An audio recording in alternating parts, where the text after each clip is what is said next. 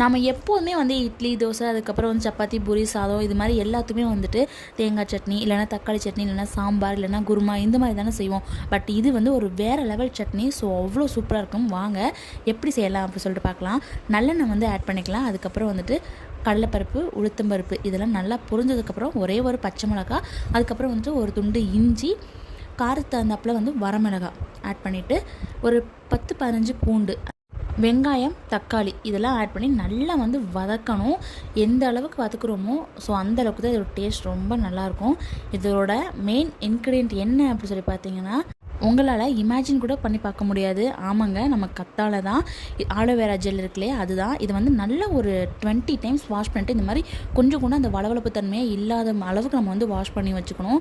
வெங்காயம் தக்காளி வதக்கும் போதே ஒரு துண்டு புளி வந்து ஆட் பண்ணிக்கோங்க. நான் வந்து சொல்ல மறந்துட்டேன். அப்படியே அடுப்போடு சமைக்கும் போது கொஞ்சம் அன்போடு சேர்த்து சமைச்சிங்க அப்படின்னா சுமாரான சமையலும் சூப்பராக இருக்கும்.